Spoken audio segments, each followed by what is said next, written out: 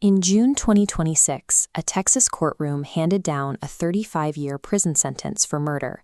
But outside those walls, the internet was telling a completely different story, one that raised over $600,000 for the convicted killer, leaving a grieving father screaming for accountability. The physical reality of the case began a year earlier, on a rainy April morning, at David Kuykendall Stadium in Frisco, Texas. A heavy downpour had temporarily delayed a high school track and field championship. Seeking shelter from the storm was 17-year-old Austin Metcalf, a junior and a standout linebacker for the Memorial High School football team. Inside the Memorial team tent, Metcalf and his teammates found a rival student taking cover. That student was 19-year-old Karmelo Anthony. Metcalf's group repeatedly demanded that Anthony leave their designated area. The argument quickly escalated into a physical confrontation.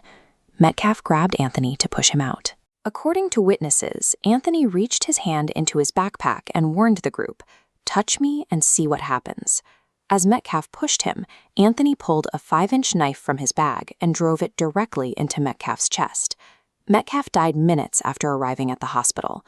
A brief, entirely avoidable dispute over space in a tent had permanently ended a teenager's life and set the stage for a nationwide firestorm. 14 months later, the intense murder trial officially began in Collin County. Karmelo Anthony's defense attorneys phrased the stabbing as an act of pure self-preservation. They described a seated teenager who was outnumbered, surrounded by rival athletes, and reacting in a split second of fear to being grabbed. Prosecutors dismantled that framing. They presented evidence that Anthony intentionally brought a concealed, lethal weapon to a school event, and that he issued a direct verbal threat about the contents of his bag before Metcalf ever made physical contact. Under Texas law, if the jury believed Anthony acted out of sudden passion, his prison time would have been legally capped at 20 years. The jurors deliberately rejected that claim. After 3 hours of deliberation, the jury found Karmelo Anthony guilty of murder and handed down a severe sentence of 35 years in prison. The legal system had examined the physical evidence and reached a definitive conclusion. But the physical courtroom was no longer the only venue passing judgment. Online, a completely contradictory reality had already been manufactured. Almost immediately after the stabbing, social media algorithms seized on the racial dynamics of the altercation. Anthony is black, Metcalf was white. Commentators who had never set foot in Frisco began filtering the local tragedy through the lens of national politics. Crowdfunding campaigns launched immediately to cover Anthony's legal fees and relocation costs. Driven by viral posts, the primary fund rapidly surpassed $600,000. The contributors backing these campaigns operated on a specific assumption that a black teenager facing a jury with no black members was inherently targeted by a biased system and was being punished for defending himself against a larger white athlete. High-profile figures amplified this specific narrative to millions of followers. Celebrities, including rapper Cardi B, publicly condemned the jury's decision, calling the conviction disgusting and arguing it was an attempt to make an example out of Anthony. Anthony's own parents echoed this outrage.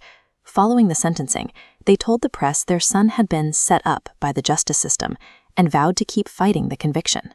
Millions of dollars in digital impressions were generated by ignoring the witness testimony and the concealed weapon presented in court. The outrage was highly lucrative, and it operated entirely independent of the established facts. While the internet turned Anthony into a well-funded cause, the victim's family absorbed the devastating collateral damage of that viral fame. Online trolls flooded social media with a coordinated psychological harassment campaign. They created and shared vile internet memes, explicitly mocking the murdered teenager to taunt his grieving family. The harassment escalated from comment sections to real-world sabotage. Strangers doxed Austin's parents, publishing their personal information online. The constant influx of threats eventually forced both his mother and father to leave their jobs. Then came the swatting. Anonymous callers repeatedly filed false, extreme emergency reports to local police, resulting in heavily armed SWAT teams showing up to the parents' homes with weapons drawn.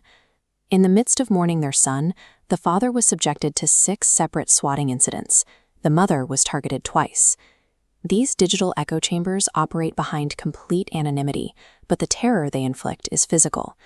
Innocent people had their lives actively threatened by strangers who only knew the internet's version of the story. Throughout the ordeal, the Metcalf family maintained one consistent position. Austin's death was a senseless act of teenage violence, not a racial battleground. For the family, the political noise meant nothing next to the reality of the loss. Austin's twin brother, Hunter, was standing inside the tent on the day of the track meet. He witnessed the murder firsthand. During the trial, prosecutors played police body cam footage capturing the immediate aftermath of the stabbing. The courtroom listened to the audio of Hunter screaming desperately for help as his twin brother bled to death. Austin's father, Jeff Metcalf, sat in the courtroom and listened to that tape. For over a year, a strict court-imposed gag order had legally prevented him from speaking publicly about the case. He was forced to process his grief in total silence. He watched a massive online movement turn his son's killer into a martyr, while his own home was raided by police due to internet trolls. When the guilty verdict was finally read, the gag order lifted. The sentencing hearing became the absolute last venue where a grieving father could confront the noise and force reality back into the room. The courtroom fell completely silent as Jeff Metcalf took the stand to deliver his victim impact statement. He turned away from the judge, locked eyes directly with Karmelo Anthony, and released 14 months of pent-up, unfiltered rage. He told the 19-year-old that he had failed his parents, failed society, and that he no longer belonged in their community. Then, Metcalf delivered a line that cut through the entire room.